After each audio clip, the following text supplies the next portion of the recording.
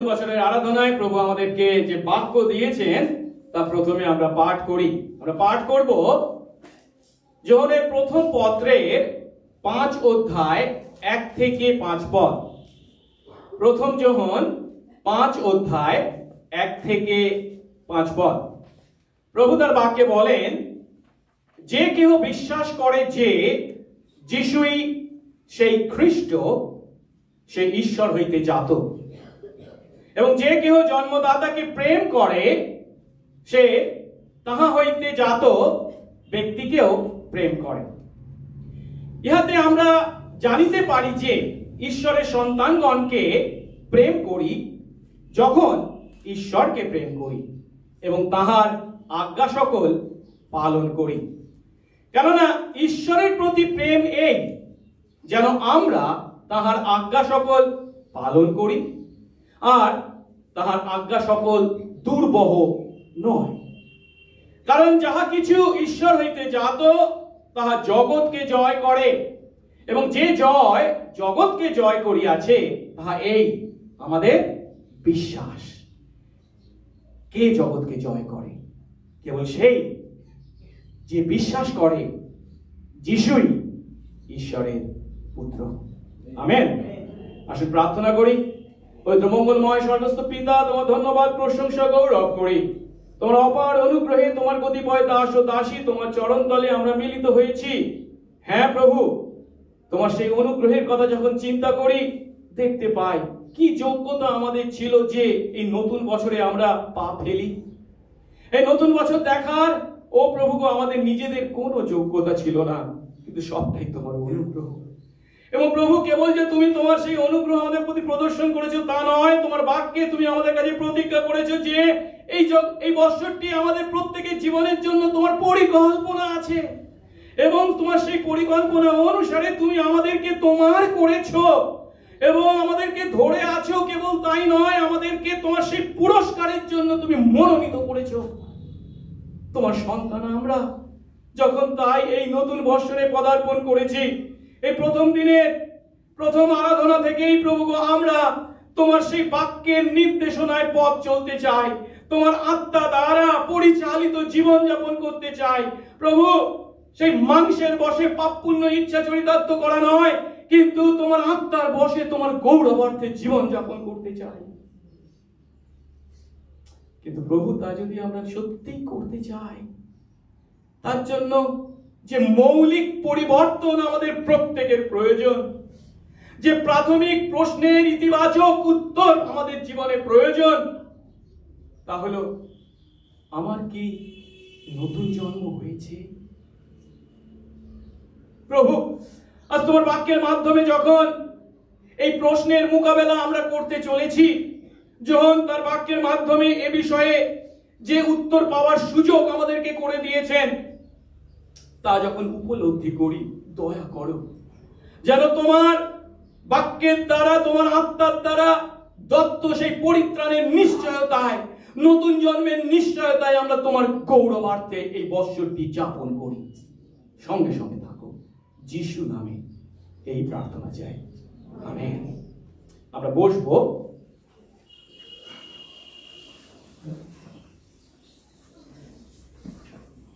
গত রবিবার অর্থাৎ 29শে ডিসেম্বর ছিল 2024 সালের শেষ প্রভুর দিন।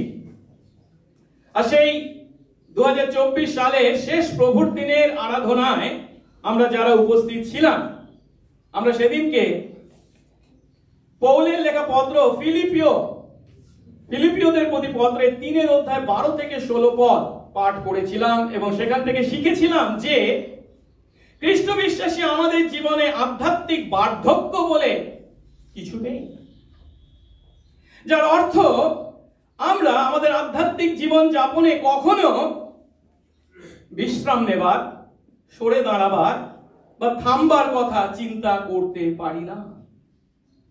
পরিবর্তে আধ্যাত্মিক জীবন হলো সেই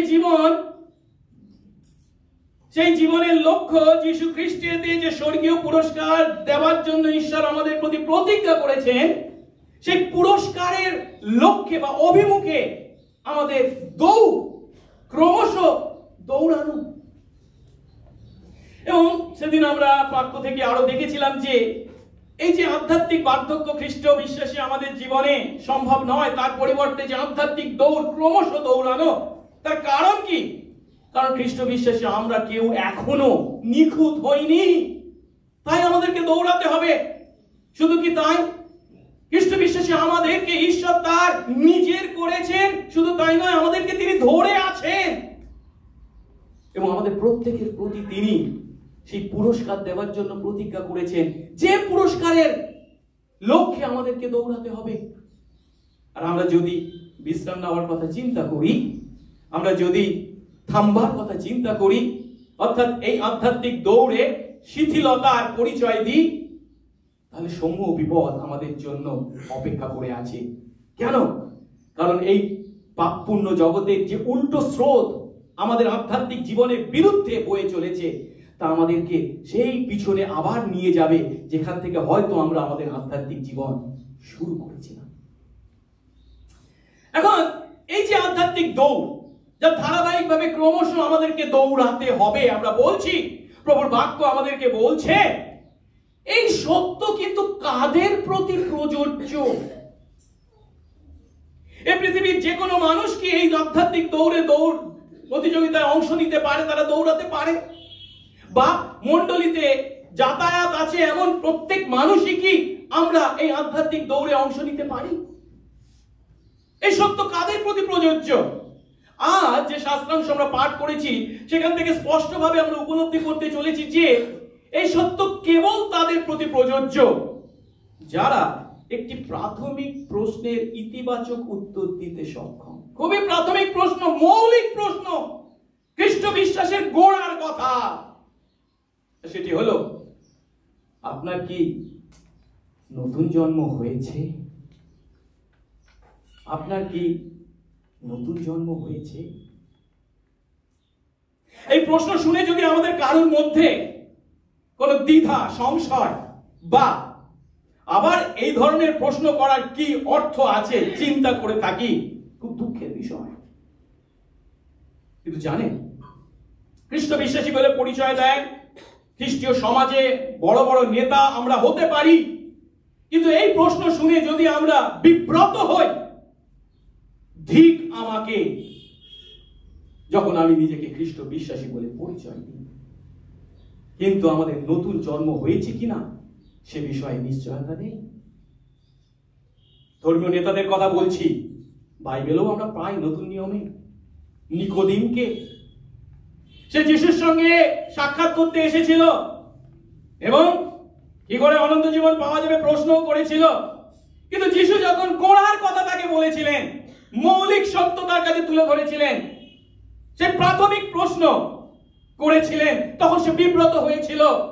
যখন যিশু তাকে বলেছিলেন, সত্য সত্য আমি তোমাকে বলছি, নতুন জন্ম না হলে কেউ ঈশ্বরের রাজ্য দেখতে পায় না। নতুন জন্ম না হলে কেউ ঈশ্বরের রাজ্য দেখতে পায় না। আমরা অনেক সময় যে কথা ভুলে যাই বা ভুল করি, সেটা হচ্ছে খ্রিস্ট বিশ্বাস হচ্ছে আর 5টা ধর্মের মধ্যে একটা, যেখানে আমরা সৎ জীবন যাপন করি, মানুষের ভালো করি এবং ন্যায় নীতি সম্পন্ন জীবন যাপন করি, আর 5জন জগতের সমাজে দুষ্কৃতীদের মতো জীবন যাপন করি না, তার বিপরীতে সৎ ধার্মিক জীবন যাপন করি না। এটা খ্রিস্ট বিশ্বাস নয়, এটা অন্য ধর্মের কথা হতে পারে। খ্রিস্ট ধর্মের মূল কথা, মৌলিক কথা, প্রাথমিক কথা, আপনাকে আমাকে নতুন জন্ম প্রাপ্ত হতে হবে। এই নতুন জন্ম যদি আমরা না পাই, আমরা কখনো তথাকথিত ঈশ্বরের দৃষ্টিতে তার সন্তান হয়ে ভালোবাসার পাত্র হতে পারি না। এই যে এখানে যখন 3:3 নিকোদিমকে যিশু বলছেন, সত্য সত্য আমি তোমাকে বলছি, নতুন জন্ম না হলে কেউ ঈশ্বরের রাজ্য দেখতে পায় না। এই যে নতুন জন্ম শব্দটিকে বা পরিভাষাটিকে এখানে যিশু ব্যবহার করেছেন, নতুন নিয়মে এর জন্য বিভিন্ন শব্দকে আমরা পাই, একই অর্থ তা বহন করে, একই পরিভাষা। এটা হতে পারে পাপ থেকে পরিত্রাণ, মুক্তি বা উদ্ধার। এই নতুন জন্মের অর্থ অনন্ত জীবন বা শাশ্বত জীবনের অধিকারী হওয়া। এই নতুন জন্মের অর্থ ঈশ্বরের সন্তান হওয়া। এই নতুন জন্মের অর্থ স্বর্গের প্রজা হওয়া। আর এই নতুন জন্ম কি যদি প্রশ্ন করি, বাইবেল আমাদেরকে পরিষ্কারভাবে যে উত্তর দেয় তা হলো, এটা হলো সম্পূর্ণভাবে পবিত্র আত্মা ঈশ্বরের কাজ, যে কাজের দ্বারা তিনি পাপে অপরাধে মৃত আমাদেরকে, এই আধ্যাত্মিকভাবে মৃত আমাদেরকে জীবিত করেন, খ্রিস্টেতে আমাদেরকে নতুন সৃষ্টি করেন। বাইবেল খুব পরিষ্কার এই বিষয়ে যে এই পৃথিবীর প্রতিটা মানুষ আমরা পাপী। পাপ করেনি বা পাপ জানে না এমন কোন মানুষ নেই। এই পৃথিবীর মাটিতে মানুষ হয়ে যত মানুষ জন্মগ্রহণ করেছে, একজন বাদে, যীশু খ্রিস্ট বাদে আমরা সকলেই পাপী। হ্যাঁ, মহাপুরুষ হতে পারি, কিন্তু বাইবেল আপনাকে একটাই বিশেষণে বিশেষিত করে, আপনি পাপী। আমরা সবাই পাপী। আর পাপী হওয়ায় সেই পাপে অপরাধে আমরা মৃত, আধ্যাত্মিকভাবে মৃত।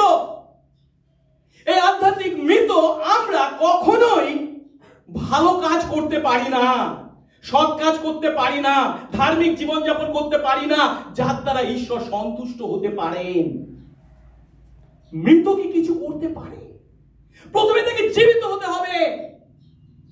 আর এই জীবিত হওয়ার প্রশ্নে মানুষ আমরা যারা মৃত নিজেরা কিছু করতে পারি না। যে কাজটা করতে হবে তা কাকে করতে হবে? ঈশ্বরকে। কেবল তিনি মৃতকে জীবিত করতে পারেন। তাই এই নতুন জন্ম হচ্ছে সম্পূর্ণভাবে কার কাজ? ঈশ্বরের কাজ, পবিত্র আত্মার কাজ। তিনি মৃত আমাদেরকে জীবিত করেন, আধ্যাত্মিকভাবে মৃত। যে আমরা ঈশ্বরকে ঘৃণা করতাম, ঈশ্বরের কথা শুনলে মুচকি হাসতাম, সেই ঈশ্বর যখন আমাদের হৃদয়ে কাজ করেন, এই মৃত যখন আমরা জীবিত হই, সেই ঈশ্বরকে ঘৃণা করার পরিবর্তে আমরা ভালোবাসি, তার কথা শুনতে চাই। এই মৌলিক পরিবর্তন, এই আত্মিক পরিবর্তন, এই হৃদয়ের পরিবর্তন, এই নতুন সৃষ্টি, তা কেবল তিনি আমাদের মধ্যে সাধন করতে পারেন। আর যখন তা তিনি আমাদের মধ্যে করেন, এতদিন যে পাপকে আমি ভালোবেসেছি, যে পাপ করেই এই পৃথিবীর মাটিতে বড় হওয়া যায় এমন চিন্তা বা বিশ্বাস করেছি, সেই পাপকে আমরা ঘৃণা করতে শুরু করি। সেই পাপের জন্য আমরা অনুতপ্ত হই এবং সেই পাপ থেকে ক্ষমা পাওয়ার জন্য যিশুতে বিশ্বাস করি। সহজ কথায় আমরা রূপান্তরিত হই। পাপ ও শয়তানের দাসত্ব থেকে উদ্ধার পেয়ে ঈশ্বরের সন্তান হয়ে আমরা নতুন জীবন যাপন করি। আর এই নতুন জন্ম কার প্রয়োজন? প্রতিটি মানুষের প্রয়োজন। না এই পৃথিবীর মাটিতে যারা রাগী, আত্মকেন্দ্রিক, প্রতারক, নীচমনা, চোর, দস্যু, তাদের প্রয়োজন। আমি অনেক ভালো মানুষ, আমার কোনো প্রয়োজন নেই যদি মনে করে থাকি, খুব ভুল করেছি। প্রতিটি মানুষের প্রয়োজন। কেন? তাদের ন্যায় আমিও হলাম একজন পাপী। প্রত্যেকের এই নতুন জন্ম প্রয়োজন। আর আমরা যদি এই নতুন জন্ম প্রাপ্ত ব্যক্তি হই, ঈশ্বর তার আত্মা দ্বারা যদি আমাদেরকে নতুন জন্ম দিয়ে থাকেন, যদি আমাদেরকে তার সন্তান করে থাকেন, তাহলে গত সপ্তাহে আমরা যে সত্যগুলো শিখেছি, যীশু খ্রিস্টেতে ঈশ্বর আমাদের জন্য যে স্বর্গীয় পুরস্কার দেওয়ার জন্য প্রতিজ্ঞা করেছেন, সেই পুরস্কার লাভের জন্য আমরা সেই আধ্যাত্মিক দৌড়ে প্রাণপণ করতে বাধ্য। কিন্তু যেটা বলছি, যদি নতুন জন্ম হয়ে থাকে তবে তা আমরা করব। তাই যে প্রাথমিক প্রশ্নের উত্তর আমাদেরকে দিতে হবে তা হলো, আমার কি নতুন জন্ম হয়েছে? এখন আজ আমরা যখন প্রথম যখন 5 অধ্যায় 1 থেকে 5 পদ পাঠ করেছি, সেখানে আমরা এই নতুন জন্ম সম্বন্ধে 3টে সত্যকে, মূল সত্যকে আমরা দেখতে চলেছি। আর এই সত্যগুলি ভিত্তি করে আমরা আমাদের প্রশ্নের উত্তর খুঁজে পেতে চেষ্টা করব। কি প্রশ্ন? আমার কি নতুন জন্ম হয়েছে? আর তাই আসুন প্রথমে আমরা এই প্রথম যোহনের পত্রটাকে একটু উপলব্ধি করবার চেষ্টা করি। প্রেরিত শিষ্য, যিশুর 12 শিষ্যের মধ্যে এক শিষ্য যিনি ছিলেন যোহন, তিনি এই পত্র লিখেছেন। কখন লিখেছিলেন ধরা হয় মোটামুটি প্রথম শতাব্দীর শেষ প্রান্তে 90 খ্রিস্টাব্দে তিনি এই চিঠিটা লিখেছিলেন। কাদের উদ্দেশ্যে লিখেছিলেন? ইফিসে যে সমস্ত মণ্ডলী ছিল সেই মণ্ডলীর বিশ্বাসীদের উদ্দেশ্যে। কারণ এই সময় যোহন ইফিস নগরের কথা হচ্ছে, সেই সময় প্রাচীন ভূমধ্য সাগরের পূর্ব পারে, যাকে এশিয়া মাইনর বলা হতো যে ভূখণ্ডকে, সেই এশিয়া মাইনরের পশ্চিম প্রান্তে বা উপকূলে একটা নগর ছিল যার নাম ছিল ইফিস। সেই নগর এবং তার চারপাশে যে সমস্ত মণ্ডলী ছিল সেই মণ্ডলীগুলোর উপর পালকীয় দায়িত্ব পালন করতেন যোহন। তিনি সেই সমস্ত বিশ্বাসীদের উদ্দেশ্যে, সেই সমস্ত মণ্ডলীর বিশ্বাসীদের উদ্দেশ্যে এই চিঠি লিখেছিলেন। আর এই চিঠি লেখার কারণ কি? দুটো উদ্দেশ্য খুব স্পষ্ট আমরা দেখতে পাই। প্রথম কারণটি হলো সেই মণ্ডলীতে, সেই ইফিসের অঞ্চলের মণ্ডলীগুলিতে কিছু ভ্রান্ত শিক্ষক প্রবেশ করেছিল, আর তারা শিক্ষা দিতে শুরু করেছে কি যিশু ঈশ্বরের পুত্র নয়। আর তাই যোহন বাধ্য হয়েছেন এই চিঠি লিখতে এবং তাদেরকে অর্থাৎ বিশ্বাসীদেরকে সেই নিশ্চয়তা দিতে যে না, যিশুই হলেন ঈশ্বরের পুত্র, সেই ভ্রান্ত শিক্ষা খণ্ডন করতে। এবং দ্বিতীয় যে কারণে বা যে উদ্দেশ্যে যখন এই চিঠিটা লিখেছিলেন সেটি হলো বিশ্বাসীরা বিশ্বাস করেছে যদিও, কিন্তু অনন্ত জীবন পেয়েছি কি, নতুন জন্ম পেয়েছি কি, এ বিষয়ে তাদের প্রশ্ন ছিল বা দ্বিধা ছিল, সংশয় ছিল। তাই যারা বিশ্বাস করেছে তারা যে অলরেডি নতুন জন্ম বা অনন্ত জীবন পেয়েছে সে বিষয়ে তাদেরকে নিশ্চয়তা দিতে বা আশ্বস্ত করতে তিনি এই পত্র লিখেছিলেন। যে কথা আমরা এই যোহনের পত্রের প্রথম পত্রের 5-13 পদে স্পষ্ট দেখতে পাই। যোহন বলছেন, কি বলছেন? তোমরা যারা ঈশ্বরের পুত্রের নামে বিশ্বাস করছো, আমি তোমাদের সকলকে এই সকল কথা লিখলাম। কি লিখলাম? যেন তোমরা জানতে পারো যে, বাংলায় যদিও জানতে পারো যে বলা হয়েছে, ইংরেজিতে বলছে তোমরা নিশ্চিত হও যে তোমরা অনন্ত জীবন পেয়েছো, পাবে, পেতে পারো তা নয়, তোমরা অনন্ত জীবন পেয়েছো। এখন এই পত্র লেখনের যে দুটো প্রধান উদ্দেশ্যের কথা বলা হয়েছে, প্রথমটা আমি কি বলেছি? ভ্রান্ত শিক্ষাকে খণ্ডন করার জন্য। ভ্রান্ত শিক্ষাটা কি ছিল? অনেকে তাদের মধ্যে এসেছে আর তারা যিশুকে ঈশ্বরের পুত্র বলে স্বীকার করছে না। এই ভ্রান্ত শিক্ষাকে সংশোধন করতে গিয়ে যোহন এই পত্রে 3টে পরীক্ষাকে নির্দেশ করেছেন। যে 3টে পরীক্ষার মাধ্যমে একজন নতুন জন্ম পেয়েছে কিনা, ঈশ্বরের সঙ্গে সে উদ্ধারকারী সম্পর্কে আবদ্ধ কিনা, তার উত্তর সে পেতে বাধ্য, পেতে পারে। আর এই 3টে পরীক্ষা হলো কি কি? প্রথমটি হলো বিশ্বাস, দ্বিতীয় হচ্ছে প্রেম, আর তৃতীয়টা হচ্ছে বাধ্যতা।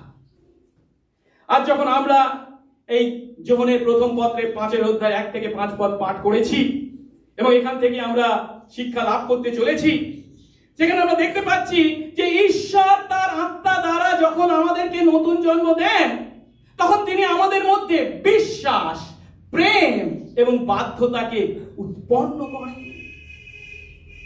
আমি প্রথমেই যে কথা বলেছি, নতুন জন্ম কেউ অর্জন করে না, কেউ লাভ করে না কিছু করে, তার দ্বারা সে অর্জন করে এমনটি নয়। ঈশ্বর তার আত্মা দ্বারা তার অনুগ্রহে দান করেন, কিন্তু যখন তিনি তার দান করেন তখন তিনি আমাদের মধ্যে বিশ্বাস, প্রেম এবং বাধ্যতা উৎপন্ন করেন। আর তাই আমরা নতুন জন্ম পেয়েছি কি না এই প্রশ্নের উত্তর পেতে যখন চেষ্টা করছি, তখন আসুন নিজেদেরকে প্রশ্ন করি, আমাদের মধ্যে কি সেই যিশুতে বিশ্বাস, যিশু ঈশ্বরের পুত্র, এই সত্যে বিশ্বাস, ঈশ্বরের প্রতি প্রেম এবং মানুষদের প্রতি প্রেম এবং ঈশ্বরের আজ্ঞাসমূহের প্রতি বাধ্যতার উপস্থিতি আছে কি? আসুন আমরা এই নতুন জন্ম সম্বন্ধে শিখি, বা আমরা নতুন জন্ম হয়েছে কিনা এই প্রশ্নের উত্তর পাই 3টে পরীক্ষার মাধ্যমে এবং 3টে ধাপে আমরা দেখব এই শাস্ত্রাংশে, অর্থাৎ প্রথম যোহন 5-1 থেকে 5 পদে যা যোহন আমাদের কাছে তুলে ধরেছে। সেটা হচ্ছে কি? প্রথমত, নতুন জন্ম আমাদের মধ্যে বিশ্বাস উৎপন্ন করে। দ্বিতীয়ত, নতুন জন্ম প্রেম উৎপন্ন করে আমাদের মধ্যে। এবং তৃতীয়ত, নতুন জন্ম আমাদের মধ্যে বাধ্যতাকে উৎপন্ন করে। আমার স্ত্রী প্রতিদিন আমার প্রচারের পর বারবার আমাকে বলে, অত লম্বা প্রচার করো, বিশ্বাসীরা সব কি বিষয় মনে রাখতে পারে? সহজ সহজ করে ছোট ছোট করে বললে হয় না।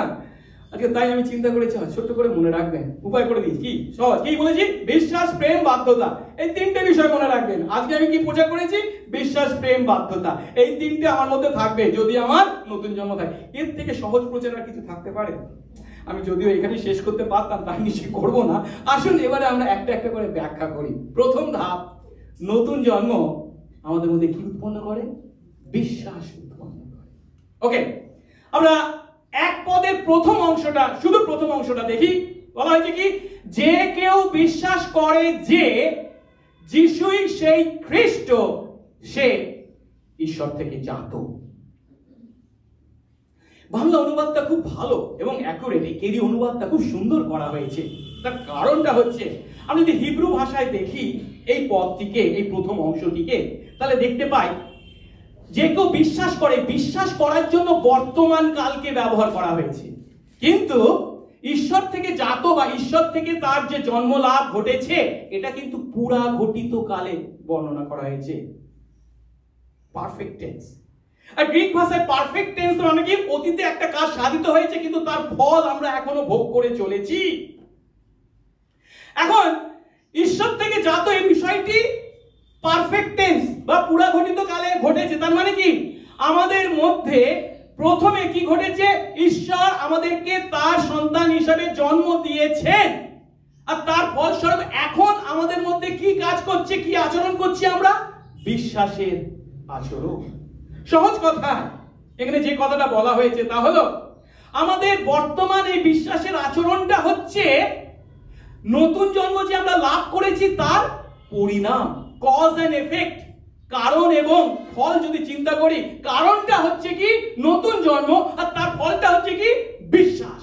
আমরা বিশ্বাস করছি। সহজ কথায় এই পদে যখন আমাদেরকে যে সত্য শিক্ষা দিচ্ছেন তা হলো নতুন জন্ম বিশ্বাস উৎপন্ন করে। আমরা প্রথমে ঈশ্বরের দ্বারা আধ্যাত্মিক জন্ম লাভ করেছি। আধ্যাত্মিক জন্ম মানে কি? যেহেতু আধ্যাত্মিক ভাবে আমরা মৃত ছিলাম, এই মরা জীবিত হয়েছি আমরা, আর তারই ফলস্বরূপ এখন আমরা ঈশ্বরে বিশ্বাস করছি। কিন্তু খুবই দুঃখের বিষয়, আজ যখন আমরা বিভিন্ন মানুষকে খ্রিস্টীয় শিক্ষা দিতে দেখি, এখানে যখন যে কথা বলেছেন তার ঠিক বিপরীত কথা তারা শিক্ষা দিয়ে থাকেন। তারা কি বলেন? খ্রিস্ট বিশ্বাসী হতে হলে আপনাকে নতুন জন্ম পেতে হবে। এবং তারপরে তারা কি বলে? নতুন জন্ম পেতে হলে আপনাকে কি করতে হবে? বিশ্বাস করতে হবে। তাদের কাছে বিশ্বাসটা হচ্ছে কজ, কারণ, আর নতুন জন্মটা হচ্ছে কি? ফল, এফেক্ট। না, তারা বলছে বিশ্বাস নতুন জন্মকে উৎপন্ন করে। একটু আগে আমি আপনাদেরকে যে কথা বলেছিলাম, নিশ্চয়ই আপনাদের মনে আছে, পাপে অপরাধে আমরা কি? মৃত। মরা মানুষ কি কিছু করতে পারে? যে মৃত তার মধ্যে কিছু করার কি ক্ষমতা আছে? না। যদি না সে জীবিত হয়, সে কিছু করতে পারে না। প্রথমে তাকে জীবিত হতে হবে, আর সেই জীবিতকরণ কাজ কেবলমাত্র কে করতে পারেন? ঈশ্বর তার আত্মা দ্বারা। আর যখন সেই কথাটাই এখানে বলছেন, প্রথমে ঈশ্বর তার আত্মা দ্বারা যখন এই মৃত আমাদেরকে জীবিত করেন, আমরা জীবিত হয়েছি যখন তিনি আমাদেরকে নতুন জন্ম দিয়েছেন অতীতে, তার দ্বারা এখন আমরা তার ফলস্বরূপ বিশ্বাস করছি। এক পদে আরেকটি শিক্ষা আমাদেরকে এখানে দেওয়া হয়েছে, আর সেটি হচ্ছে কি? যে কেউ বিশ্বাস করে, কি বিশ্বাস করে? যিশুই সেই খ্রিস্ট। অর্থাৎ একটু আগে আমি বলছিলাম যে সেই ভ্রান্ত শিক্ষার বিরুদ্ধে যখন এই পত্র লিখেছেন, সে ভ্রান্ত শিক্ষাকে খণ্ডন করবার জন্য। আর তাই এখানে যখন সেই ভ্রান্ত শিক্ষার্থীর শিক্ষাকে একেবারে গোড়াতেই খণ্ডন করে বলছেন কি? যারা যিশুকে ঈশ্বরের পুত্র বলে তথা যিশুই সেই খ্রিস্ট বলে বিশ্বাস করে, তারা ঈশ্বর হতে জাত। যিশুই হলেন সেই খ্রিস্ট। এই খ্রিস্ট শব্দটি হচ্ছে একটি গ্রিক শব্দ, যা হিব্রু শব্দ মেশিয়া বা মসিহের গ্রিক অনুবাদ। তার অর্থ কি? যার অর্থ পাপীদের পাপ থেকে উদ্ধার করতে যিনি ঈশ্বর থেকে প্রেরিত হবেন বলে ঈশ্বর প্রতিজ্ঞা করেছিলেন, সেই অভিষিক্ত ব্যক্তি। অর্থাৎ ঈশ্বর যখন তার অনুগ্রহে পাপে অপরাধে আধ্যাত্মিকভাবে মৃত আমাদেরকে জীবিত করেছেন তথা আমাদেরকে নতুন জন্ম দিয়েছেন, তখনই কেবল আমরা যিশুকে আমাদের পরিত্রাতা ও প্রভু বলে বিশ্বাস করেছি। অন্য কোনো বিশ্বাস নয়। কোন বিশ্বাস? যিশুই খ্রিস্ট, যিশুই আমাদের প্রভু, পরিত্রাতা, যিশুই সেই অভিষিক্ত ব্যক্তি যার আগমনের প্রতিজ্ঞা ঈশ্বর আমাদের কাছে করেছিলেন। আর নতুন জন্মের ফলস্বরূপ এই যে বিশ্বাস আমরা পাই, এই বিশ্বাসের কথা কেবল এক পদেই উল্লেখ করা হয়েছে নয়, 4 এবং 5 পদে বলা হচ্ছে। কারণ এই বিশ্বাসের ফলস্বরূপ আমরা এই বিশ্বাস দ্বারা কি করি জানেন? জগৎকে জয় করি। এই যিশুতে বিশ্বাস, যিশুই যে ঈশ্বরের সেই খ্রিস্ট, এই যিশুই যে ঈশ্বরের পুত্র, এই বিশ্বাসের দ্বারা আমরা জগৎকে জয় করি। দেখি তো 4 পদ কি বলা হয়েছে সেখানে। কারণ যে ঈশ্বর থেকে জাত সে জগৎকে জয় করে, এবং যে জয় জগৎকে জয় করেছে তা কি? তা এই আমাদের বিশ্বাস। অর্থাৎ এখানে যে দ্বিতীয় সত্যটি যখন আমাদের কাছে তুলে ধরেছেন সেটি কি? আমরা হলাম ঈশ্বর থেকে জাত, ঈশ্বর আমাদেরকে নতুন জন্ম দিয়েছেন, তাই আমরা নতুন জন্ম প্রাপ্ত, আর তাই আমরা যীশু খ্রিস্টেতে নতুন সৃষ্টি, যেটা 2 করিন্থীয় 5:17 পদে বলা হচ্ছে। তাই আমরা ঈশ্বরের সন্তান, যেটা যোহন 1:12 বলা হচ্ছে। আর তাই আমাদের এই বিশ্বাস, যে যীশু খ্রিস্টের বিশ্বাস আমাদেরকে কি করেছে? খ্রিস্টের সঙ্গে সংযুক্ত করেছে। কোন খ্রিস্ট? সেই খ্রিস্ট যিনি জগৎকে তথা শয়তানকে পরাজিত করেছেন। বুঝবার চেষ্টা করি। ঈশ্বর আমাদেরকে নতুন জন্ম দিয়েছেন, ঈশ্বর আমাদেরকে নতুন সৃষ্টি করেছেন, ঈশ্বর আমাদেরকে তার সন্তান করেছেন। আর তার সন্তান করার অর্থ কি? আমরা তার সন্তান হয়ে এক বিশেষ অধিকার লাভ করেছি, যে যিশু আমাদের মধ্যে আছেন, আমরা খ্রিস্টের সঙ্গে সংযুক্ত হয়েছি। কোন খ্রিস্ট? যে খ্রিস্ট তার নিষ্পাপ, নিষ্কলঙ্ক, নিখুঁত জীবনযাপনের মাধ্যমে শয়তানকে পরাজিত করেছেন। শয়তানকে তিনি যে পরাজিত করেছেন তার প্রমাণ কি? তিনি মরেছেন ঠিক কথা আমাদের পাপের প্রায়শ্চিত্ত করতে, কিন্তু ঈশ্বর তাকে তৃতীয় দিনে পুনরুত্থিত করেছেন, শয়তানের উপর বিজয় ঘোষণা করেছেন। অর্থাৎ যেই যিশু তার নিষ্পাপ, নিষ্কলঙ্ক, নিখুঁত জীবনযাপনের মাধ্যমে শয়তানকে পরাজিত করেছেন, আমরা সেই যিশুর সঙ্গে সংযুক্ত হওয়ার কারণে, সেই খ্রিস্টে থাকার কারণে আমরাও সেই জয়ের অধিকারী হয়েছি, আমরাও জগৎকে জয় করেছি।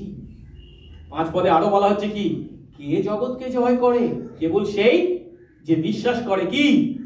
যিশু ঈশ্বরের পুত্র। এই 4 এবং 5 পদে আমরা দেখতে পাই জগৎকে জয় করার কথা 3 বার উল্লেখ করা হয়েছে। কিন্তু বিশ্বাসী আমরা সব সময় যেন সর্বদা মনে রাখি, বিশ্বাসী হয়েছি বলে আমরা আমাদের নিজেদের শক্তি বা ক্ষমতায় যে জগৎকে জয় করতে পারি তা কিন্তু কখনো নয়। কেবল তখন আমরা জগৎকে জয় করতে পারি যখন আমরা বিশ্বাস করি কি? যিশু ঈশ্বরের পুত্র। আপনি বলবেন কেন? এই পৃথিবীর মাটিতে, এই পাপপূর্ণ পৃথিবীতে কত মানুষ তো সৎ ধার্মিক জীবনযাপন করছে, চেষ্টা করছে, তারা দান ধ্যান করছে, তারা সত্য কথা বলে, সৎ পথে চলছে, তাদের কি কোনো মূল্য নেই? হ্যাঁ, তাহলে তারা নিজেরা করছে, ঠিক কথা, কিন্তু তার অর্থ তারা যে জগৎকে জয় করেছে তা নয়। কারণ যিশু যে ঈশ্বরের পুত্র, এই বিশ্বাস তাদের মধ্যে নেই। প্রকৃত অর্থে তারা কিছু মানুষকে হয়তো সন্তুষ্ট করতে পারে, তারা মোহিত হতে পারে, কিন্তু ঈশ্বর তার দ্বারা কখনো সন্তুষ্ট হন না। এখন এই সত্য যখন আমরা উপলব্ধি করি কি না, ঈশ্বর আমাদেরকে জন্ম দিয়েছেন, যার ফলস্বরূপ আমরা বিশ্বাসের অধিকারী হয়েছি, যার ফলস্বরূপ ঈশ্বরের সন্তান হয়ে আমরা জগৎকে জয় করেছি, এটা আমাদের কাছে কতখানি সান্ত্বনাদায়ক। ঈশ্বরের আত্মা দ্বারা আমরা নতুন জন্ম পেয়েছি, আমরা যিশুকে ঈশ্বরের পুত্র বলে বিশ্বাস করেছি, আমরা খ্রিস্টের সঙ্গে সংযুক্ত হয়েছি। এখন খ্রিস্টের সঙ্গে আমরা সংযুক্ত হয়েছি, যার ফলস্বরূপ আমরা দিয়াবলকে পরাজিত করে চলেছি। এই সত্য যদি আমরা উপলব্ধি করি, তার বাস্তব অর্থটা কি? এই পৃথিবীর মাটিতে যখন আমরা পথ চলি, শয়তান বা দিয়াবল পদে পদে আমাদেরকে প্রলুব্ধ করে, পদে পদে আমাদের মধ্যে অবিশ্বাস জন্মাবার চেষ্টা করে, অবাধ্যতার জীবনযাপন করতে উৎসাহিত করে। কিন্তু এই প্রলোভনকে আমরা প্রতিহত করতে সক্ষম। শয়তান যখন আমাদেরকে পাপ করতে প্রলুব্ধ করে, তখন আমরা তাকে না বলতে পারি। কেন? কারণ যিশু আমার মধ্যে বাস করেন, তার আত্মা দ্বারা তিনি আমাকে নতুন জন্ম দিয়েছে, তিনি আমাকে শক্তি দিয়ে চলেছেন, যিনি সেই শয়তানের বিরুদ্ধে জয়লাভ করেছেন।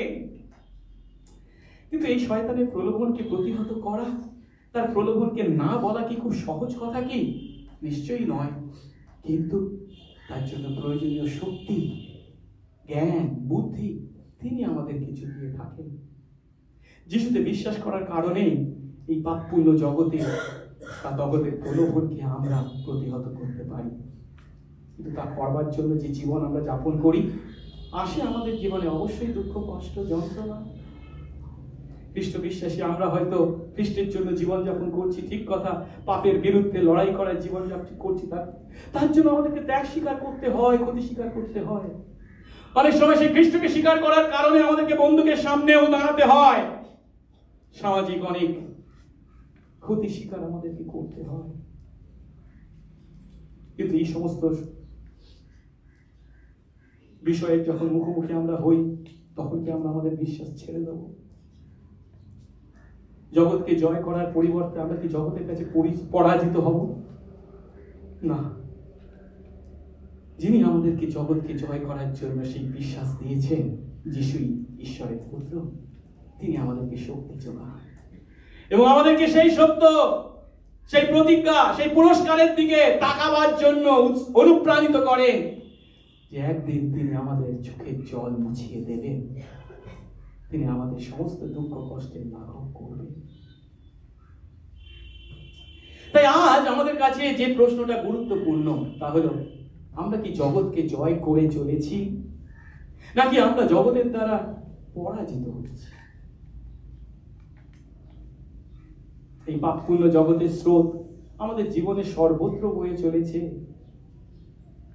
মনে করবেন না, আপনি যখন আপনার নিজের ঘরের মধ্যে আছেন, আপনার বাড়িতে আছেন, তখন জগৎ আপনাকে পাপে প্রলুব্ধ করে না। যখন আপনি আপনার বন্ধুদের মধ্যে আছেন, তখন আপনাকে পাপে প্রলুব্ধ করে না। এই জগতের সর্বত্র, ঘরে, বাইরে, হাটে, বাজারে, শিক্ষাক্ষেত্রে, কর্মক্ষেত্রে, ব্যস্ততার সময়, অবসরের সময়, সব সময় এই পাপপূর্ণ জগৎ আমাদেরকে পাপ করতে প্রলুব্ধ করতে চলেছে। আপনি একা আছেন, হাতে শুধু মোবাইল ফোনটা রয়েছে, তখনও জগৎ আপনাকে পাপ করতে প্রলুব্ধ করছে। সেই সমস্ত বিষয় দেখবার জন্য, শুনবার জন্য আপনাকে আগ্রহান্বিত করছে, যা জগৎ ঈশ্বরের কাছ থেকে আমাদেরকে দূরে নিয়ে যাওয়ার জন্য প্রলুব্ধ করে। আপনার বাড়িতে আপনি টিভির সামনে বসে আছেন, সেখানেও সেই একই প্রলোভন আপনি অনুভব করছেন, সেই সমস্ত বিষয় দেখা বা শোনা, যার দ্বারা আপনার সেই পাপপূর্ণ ইচ্ছা চরিতার্থ হবে সর্বত্র। কিন্তু ঈশ্বরের সন্তান আমরা, তার আত্মা দ্বারা জাত হয়েছি, আমরা এই পাপের বিরুদ্ধে, এই শয়তানের বিরুদ্ধে, জগতের বিরুদ্ধে সংগ্রাম করবার শক্তি পাচ্ছি তার কাছ থেকে। তাই সেই শক্তি, সেই সংগ্রাম, সেই লড়াই যখন কঠিন হয়ে দাঁড়ায়, ছেড়ে দেওয়ার ইচ্ছা হয়। জগতের সঙ্গে খাপ খাইয়ে চলবার চিন্তাও আমরা উপলব্ধি করি। কিন্তু এই প্রলোভন যখন আমাদের মধ্যে আসে, তখন সেই প্রলোভনের বিরুদ্ধে জয়লাভ করতে একমাত্র যে বিশ্বাসের প্রয়োজন, তা হলো যিশুই যে ঈশ্বরের পুত্র, এই সত্যে বিশ্বাস। আমি সেই যিশুতে বিশ্বাস করি, যিনি ঈশ্বরের পুত্র, যিনি আমার জন্য এই পৃথিবীর মাটিতে এসেছিলেন, যিনি আমার পরিবর্তে ক্রুশের উপরে তিনি শয়তানকে পরাজিত করেছেন, তিনি জগৎকে পরাজিত করেছেন, তিনি আমাকে শক্তি যোগান, তার শক্তিতে আমি এই জগৎ, এই প্রলোভন, তার বিরুদ্ধে জয়লাভ করতে পারি। ফলস্বরূপ সেই জগৎকে জয় করতে, শয়তানকে প্রতিহত করতে তিনি আমাদের শক্তি যোগান। আর প্রশ্ন হলো, এই বিশ্বাস কি আপনার আছে? আপনি কি এই বিশ্বাসের অধিকারী? এই বিশ্বাসের দ্বারা কি আপনি জগতের উপর শয়তানের বিরুদ্ধে জয়লাভকারী জীবনযাপন করে চলেছেন? যদি ইতিবাচক উত্তর হয়, তার অর্থ আপনি নতুন জন্মপ্রাপ্ত ঈশ্বরের সন্তান। আমেন। আমিনটা আসতে হচ্ছে, জোরে হবে। কিছুদিন পরে তার হাত ধরে আমরা চলবো। আমেন। আসলে এবারে দ্বিতীয় ধাপে দেখি, যখন আমরা নতুন জন্ম প্রভুর দ্বারা লাভ করি, তিনি আমাদের মধ্যে প্রেম তথা ভালোবাসাকে উৎপন্ন করে। এক পদের দ্বিতীয় অংশ দেখি আমরা, যেখানে বলা হয়েছে, আমি যেটা হলুদ হাইলাইট করেছি, এবং যে কেউ জন্মদাতাকে প্রেম করে সে তার দ্বারা জাত ব্যক্তিকেও প্রেম করে। জন্মদাতাকে, একজন বিশ্বাসীকে কে জন্ম দিয়েছে? ঈশ্বর। যেহেতু আধ্যাত্মিক আমরা মৃত ছিলাম, নতুন জন্ম আমরা কার দ্বারা? পবিত্র আত্মার দ্বারা। ঈশ্বর আমাদেরকে নতুন জন্ম দিয়েছে। আমরা জন্মদাতাকে ঈশ্বর। আর সেই জন্মদাতাকে যখন বিশ্বাসী আমরা ভালোবাসি, বলা হয়েছে কি? সে তার দ্বারা, কাকে? তার দ্বারা যে অন্য একজন জন্মগ্রহণ করেছে, মানে আমার মতো সহবিশ্বাসী, তাকেও আমি ভালোবাসি। এ কথার অর্থ, যে কেউ যিশুকে বিশ্বাস করে সে তার জন্মদাতা ঈশ্বরকে যেমন ভালোবাসে, একই সঙ্গে কাকে ভালোবাসে? সে তার সহবিশ্বাসীকেও ভালোবাসে, যেহেতু সেই সহবিশ্বাসীও সেও সেই ঈশ্বরের দ্বারা জন্মলাভ করেছে। এ কথার অর্থ কি? একটু আগে আমরা দেখেছি, যখন আমরা নতুন জন্ম লাভ করি পবিত্র আত্মার দ্বারা, তখন প্রথমত আমরা বিশ্বাস করি। সে বিশ্বাসটা কি? যিশু ঈশ্বরের পুত্র, এই বিশ্বাস করি। আর দ্বিতীয়টা যেটা আমরা লাভ করি সেটা কি? আমাদের মধ্যে এক আমূল পরিবর্তন ঘটে, যে পরিবর্তনের ফলস্বরূপ আমরা একদিকে যেমন ঈশ্বরকে ভালোবাসি, অন্যদিকে আমরা অন্য বিশ্বাসীদেরকে তথা মানুষদেরকেও ভালোবাসি। এই সত্যটাকে উপলব্ধি করবার জন্য আমরা একটি জীবনকে চিন্তা করতে পারি। তার্সনগরের শৌলকে, সকলেরই আমাদের পরিচিত চরিত্র। এই তার্সনগরের শৌল তার প্রথম জীবনে আমরা জানি কি? তিনি একজন ফরিসীদের মধ্যে ফরিসী ছিলেন। আর তাই কি? বিধান পালনের দ্বারা ঈশ্বরকে সন্তুষ্ট করবার জন্য তিনি নিজেকে নিংড়ে দিয়েছিলেন, উজাড় করে দিয়েছিলেন। তার বিশ্বাস ছিল কি? আমি যদি নিখুঁত ভাবে বিধান পালন করতে পারি তাহলে ঈশ্বর তাতে সন্তুষ্ট হবে। আর এই কারণে যিশুই যে ঈশ্বরের পুত্র, যিশুই যে ঈশ্বর প্রেরিত সেই অভিষিক্ত ব্যক্তি, সেই মসীহ, তা তিনি স্বীকার করেননি। শুধু স্বীকার না করা নয়, তিনি কি করেছেন? যারা যিশুকে ঈশ্বর প্রেরিত সেই মসীহ বলে বিশ্বাস স্বীকার করত, তাদের উপর তিনি অত্যাচার চালিয়েছেন, তাদেরকে তিনি ধরেছেন, কারাগারে বন্দী করেছেন। এই ছিল তার্সনগরের শৌলের প্রথম জীবন। কিন্তু সেই কাজ করবার জন্যই, খ্রিস্ট বিশ্বাসীদেরকে ধরে কারাগারে বন্দী করবার জন্যই তিনি একদিন সেই দম্বেশকের পথে যখন এগোচ্ছেন, ঈশ্বর তার পরিকল্পনা অনুসারে, তার অনুগ্রহে তার কাছে নিজেকে প্রকাশ করলেন। সহজ কথায় তিনি তাকে দেখা দিলেন। যার অর্থ কি? একটু আগে আমরা শিখেছি, ঈশ্বর তার অনুগ্রহে আমাদের জীবনে কি করে? নতুন জন্ম দেন। পৌলকে তিনি নতুন জন্ম দিলেন। আর সেই নতুন জন্ম যখন দিলেন তার আত্মা দ্বারা, তখন এই পৌল সম্পূর্ণ বিপরীত ব্যক্তিতে রূপান্তরিত হলেন। আচ্ছা, এই যে নতুন জন্ম পৌল পেয়েছিলেন, তার আগে কি যিশুকে তিনি বিশ্বাস করেছিলেন? না, বরঞ্চ যারা বিশ্বাস করতো তাদের উপর অত্যাচার করতে। যিশু কেন, ঈশ্বর কেন নতুন জন্ম দিলেন? তার কিছু কাজের দ্বারা সে তা লাভ করেছে। আরে মরা ব্যক্তি কি করবে লাভ করতে? ঈশ্বর তার অনুগ্রহে সেই মরাকে জীবিত করলেন। আধ্যাত্মিকভাবে যে মৃত ছিল, ঈশ্বর তার কোনো সম্পর্ক ছিল না, সে মৃত ছিল, তার অনুগ্রহে তিনি তাকে জীবিত করলেন। আর যখন জীবিত করলেন, তখন আমরা দেখতে পাই সেই পৌলি বিশ্বাস করছেন যে যিশুই হচ্ছেন পাপীদের পরিত্রাতা, ঈশ্বর প্রেরিত সেই প্রতিজ্ঞাত মসীহ। আর কেবল যে তিনি বিশ্বাস করেছিলেন তাই নয়, সঙ্গে সঙ্গে তিনি ঈশ্বরের প্রতি নতুন প্রেম উপলব্ধি করলেন। শুধু ঈশ্বরের প্রতি নয়, সেই ঈশ্বরের সন্তানদের প্রতিও তিনি সেই নতুন প্রেম উপলব্ধি করলেন। যার ফলস্বরূপ তার অবশিষ্ট জীবন আমরা দেখতে পাই সেই ঈশ্বরকে ভালোবাসতে এবং ঈশ্বরের সন্তানদের সেবা করতে তিনি তার জীবনকে উৎসর্গ করেছেন। তার জন্য তিনি কত দুঃখ কষ্ট যন্ত্রণা ভোগ করেছেন আনন্দের সঙ্গে। ঈশ্বর যখন এইভাবে আমাদেরকে নতুন জন্ম দেন তখন আমরা পরিবর্তিত হই। শুধু যীশু খ্রিস্টকে বিশ্বাস করা নয়, যিশুই যে ঈশ্বরের পুত্র বিশ্বাস করা নয়, আমরা ঈশ্বরকে ভালোবাসি এবং তার সন্তানদেরকে ভালোবাসি।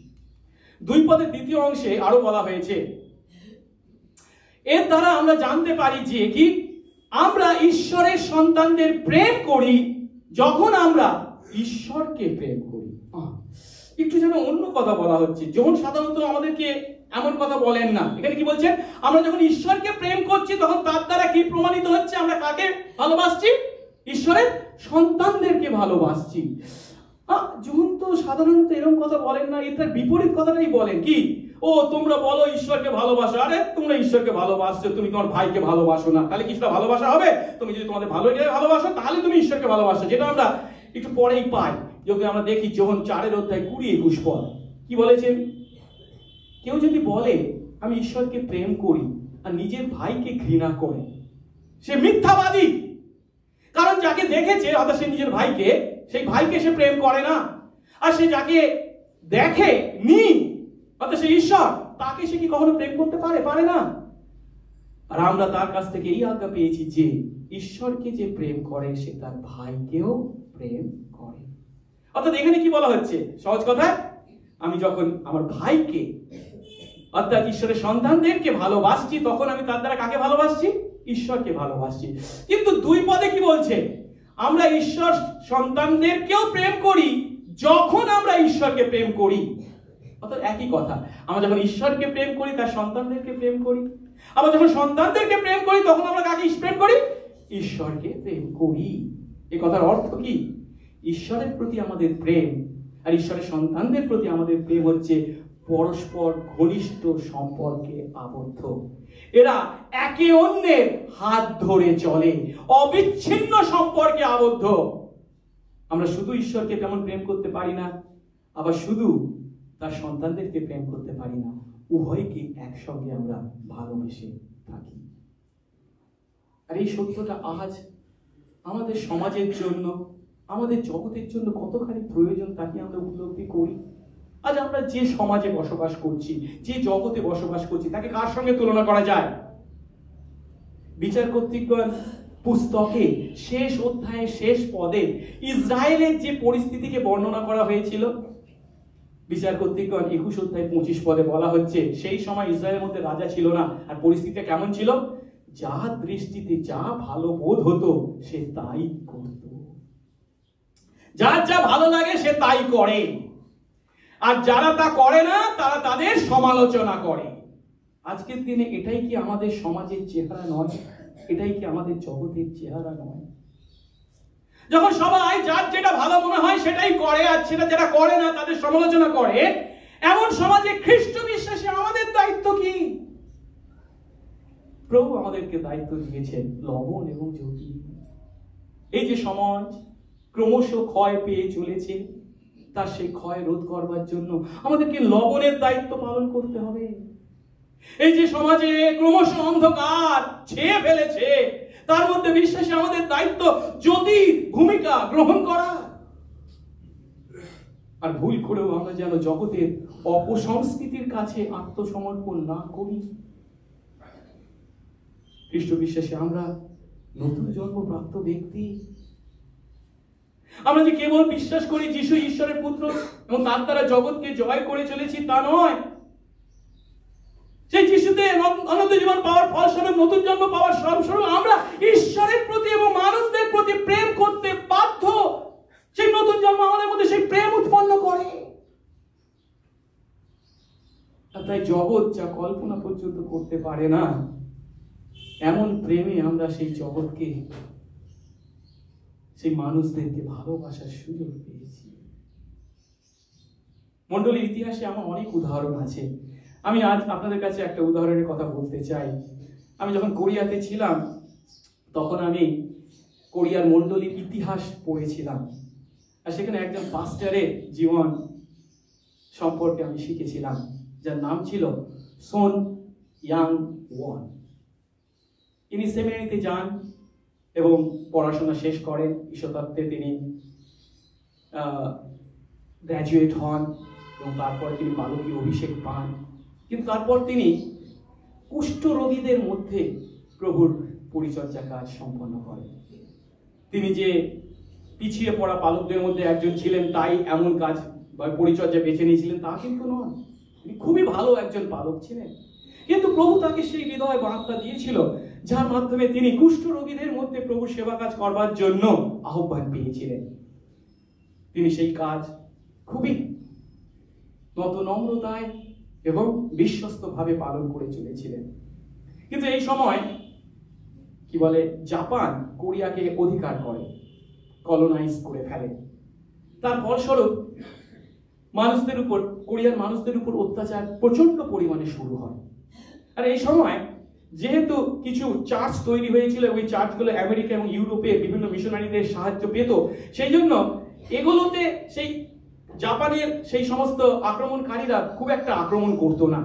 সেই জন্য তাদের দেশের মধ্যে যারা দেশপ্রেমিক ছিল, যারা যুদ্ধ করছিল, বিপ্লব করছিল, বিদ্রোহ করছিল, তারা বিভিন্ন চার্চে গিয়ে নিজেদেরকে রক্ষা করবার চেষ্টা করত।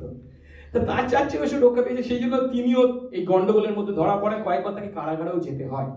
যাই হোক, তারপরে প্রভুর অনুগ্রহে জাপান যুদ্ধে যখন দ্বিতীয় বিশ্বযুদ্ধে হেরে যায়, তখন 1945 সালের 15ই আগস্ট কি বলে, কোরিয়া স্বাধীনতা লাভ করে, জাপানের পরাধীনতা থেকে স্বাধীনতা লাভ করে। কিন্তু তার ফলস্বরূপ কি ঘটনা ঘটে, এই উত্তর কোরিয়া এবং দক্ষিণ কোরিয়া দুভাগে বিভক্ত হয়ে যায়। যাই হোক, কিন্তু এই সময় এই উত্তর কোরিয়া যেহেতু কমিউনিস্ট প্রভাবে প্রভাবিত হয়েছিল, তখন দক্ষিণ কোরিয়াও অনেক মানুষ ছিল যারা এই কমিউনিজম চিন্তাধারায় বিশ্বাসী হয়ে পড়ে, এবং তার জন্য তারা এই দক্ষিণ কোরিয়ার অন্য মানুষদেরকেও প্রভাবিত করতে চেষ্টা করে, এবং প্রথম দিকে তাদের একটু শক্তি বা ক্ষমতা খুব বেশি পরিমাণে ছিল। আর দেখা যায় এই কমিউনিস্টবাদী কিছু আসে এই চার্চকে আক্রমণ করে, এবং পালকের 2 ছেলে ছিল, তাদের দুজনকে ধরে নিয়ে যায় এবং তাদেরকে সর্বসমক্ষে দাঁড় করিয়ে বলে, যিশুকে অস্বীকার কর, এই বাইবেলের উপর পা দিয়ে হেঁটে যা, না হলে তোদেরকে মরতে হবে।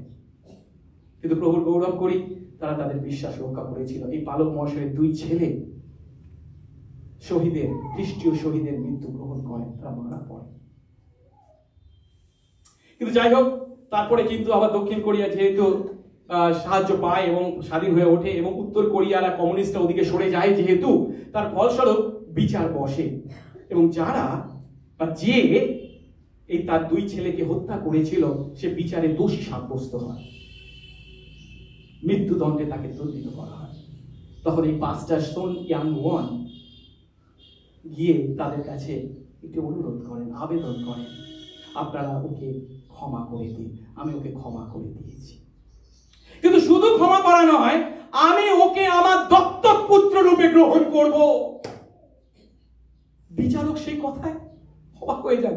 ক্ষমা হয়তো করা যেতে পারে, তাকে যে তার 2 ছেলেকে হত্যা করেছে তাকে তার নিজের দত্তক পুত্র হিসেবে গ্রহণ করবে, এটা কি চিন্তা করা যায়? না, আমি ওকে আমার দত্তক পুত্র হিসেবে গ্রহণ করব।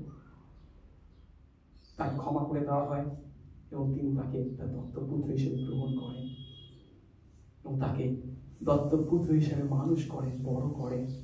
সেই ছেলেই আবার পরে পাস্টার হয়। পাস্টার সোন ইয়াং ওয়ানের মৃত্যুর কিছুদিন পর অবশ্য তার ছেলে, যিনি পাস্টার হয়েছিলেন, নিজের মধ্যে অনেক দুঃখ, কষ্ট, ক্ষোভ অনুভব করেন, যার ফলস্বরূপ তিনি সেই দায়িত্ব থেকে নিজেকে সরিয়ে নেন। কিন্তু তার ছেলে আবার পাস্টার হয়। আমি যে কথা বলতে চাইছি এই উদাহরণের মাধ্যমে, যখন তিনি সেই ছেলেকে তার দত্তক পুত্র হিসেবে গ্রহণ করতে দিয়েছিলেন, তার একটা মেয়ে ছিল। সেই মেয়ে বলে, বাবা তুমি কি করছো, এটা কখনোই হতে পারে না। যারা আমার ভাই, যে আমার 2 ভাইকে হত্যা করেছে, তাকে আমি দাদা বলে ডাকবো, তাকে কখনো হতে পারে? তখন তিনি তাকে বলেছিলেন, বাইবেলের শিক্ষাকে একটু গভীরভাবে উপলব্ধি কর। বাইবেল শুধু আমাদেরকে ক্ষমা করতে বলে না, শত্রুকে পর্যন্ত ভালোবাসতে বলে। এমন কাজ তিনি করতে পেরেছিলেন কিভাবে? সম্ভব হয়েছিল কিভাবে? একটাই কারণ, তিনি নতুন জন্মপ্রাপ্ত ব্যক্তি ছিলেন। যে নতুন জন্ম আমাদের মধ্যে কি তৈরি করে? প্রেম। শুধু ঈশ্বরের প্রতি নয়, তার মানুষদের প্রতি। আসলে এবারে তৃতীয় ধাপে দেখি নতুন জন্ম আমাদের মধ্যে আরেকটি বিষয় যিনি তৈরি করে, আর সেটি হচ্ছে বাধ্যতা। আমরা দেখি 2 পদের দ্বিতীয় অংশ, সেখানে বলেছে আর তার আজ্ঞা সকল পালন করি। এবং 3 পদে বলা হয়েছে কারণ ঈশ্বরের প্রতি প্রেম এই যেন আমরা তার আজ্ঞা সকল পালন করি এবং তার আজ্ঞা সকল দুর্বহ নয়। এই কথার দ্বারা যখন আমাদেরকে যে শিক্ষা দিয়েছেন তা কি না, ঈশ্বরের প্রতি আমাদের প্রেম। আমরা ঈশ্বরকে ভালোবাসি বলছি, ভালো কথা, কিন্তু তার প্রমাণ কি? আমরা যে সত্যি ঈশ্বরকে ভালোবাসি তার প্রমাণ হচ্ছে তার আজ্ঞা সকল পালন করি, তার আজ্ঞার প্রতি বাধ্যতার জীবন যাপন করি। হাজার ঈশ্বরকে ভালোবাসার কথা মুখে বলতে পারি, কিন্তু তার আজ্ঞা পালন করি না, তার প্রতি বাধ্য আমরা নই, তাহলে সেই ঈশ্বরের প্রতি প্রেমের স্বীকারোক্তি সত্য নয়। কারণ এটা যদি আমরা সহজ দৃষ্টিকোণ থেকে দেখি, আমরা যদি বুঝি, উপলব্ধি করি কেউ আমাকে ভালোবাসে, তাহলে আমরা কি করতে চাই? সবসময় তাকে সন্তুষ্ট করতে চাই, তাই নয় কি? যে আমাকে ভালোবাসে না তাকে কি আমি সন্তুষ্ট করতে চাই? নিশ্চয়ই নয়। কিন্তু যিশু বা ঈশ্বর আমাকে ভালোবাসেন, তাহলে আমি কি তাকে সন্তুষ্ট করতে চাইবো? এটাই স্বাভাবিক। আর ঈশ্বরকে সন্তুষ্ট করার উপায় কি? তার উপায়ের কথাকে তিনি আমাদেরকে বলেননি, না, তিনি পরিষ্কার ভাবে তার বাক্য বাইবেলে আমাদেরকে বলেছেন কিভাবে আমরা তাকে সন্তুষ্ট করতে পারি।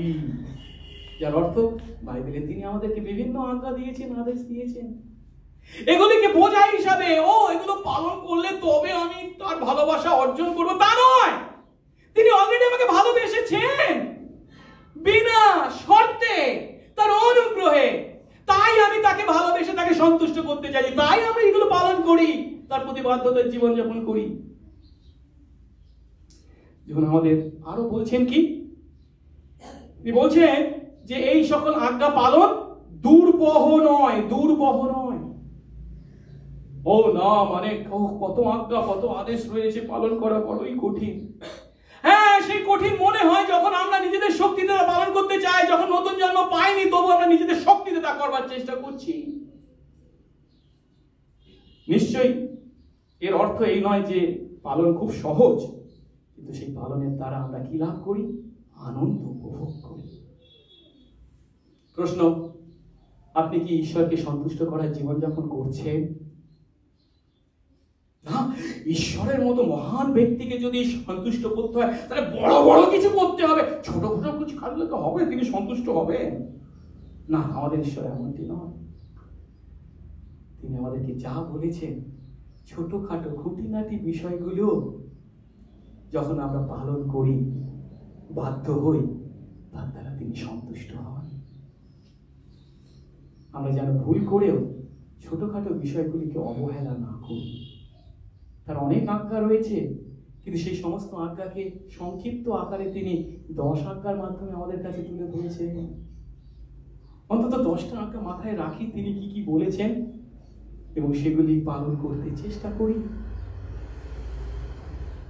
আমাদের ছেলে মেয়েরা যারা বাবা মা রয়েছি, তাদেরকে আমরা যখন বলি এই এটা করবি, হ্যাঁ ঠিক আছে, এখন তাদের মধ্যে কেউ যদি বলে ছোটখাটো বিষয়, এটা করে কি সন্তুষ্ট করা যায়, আমি এটা না করে অন্য একটা কিছু বড় সড়ো করে মাকে বাবাকে সন্তুষ্ট করবো, মা বাবাকে তাতে সন্তুষ্ট হবে? আমরা যেটা চাই, যেটা বলি, সেটাই তারা করে যান। প্রভু আমাদেরকে আশীর্বাদ করুন। ঈশ্বর তার বাক্যে আমাদেরকে যা আদেশ করেছেন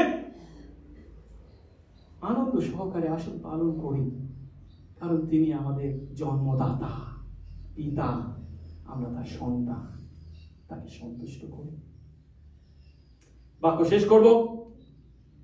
আসুন আমরা আমাদের নতুন জন্ম সম্পর্কে নিশ্চিত হই। ঈশ্বরের আত্মা দ্বারা আমাদের নতুন জন্ম, যা খ্রিস্ট বিশ্বাসী আমাদের জীবনে কি তৈরি করে? 3টে বিষয়: বিশ্বাস, প্রেম, বাধ্যতা। আজ নিজেদের প্রশ্ন করি, এই বিশ্বাস, প্রেম ও বাধ্যতা কি আমাদের জীবনে আছে? আমার জীবনে আছে? আপনি কি এদেরকে আপনার জীবনে দেখতে পাচ্ছেন?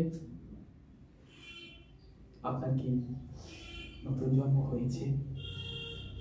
বছরের শুরুতে এই প্রশ্নের সঠিক উত্তর বা ইতিবাচক উত্তর দিয়ে যেন আমরা শুরু করতে পারি।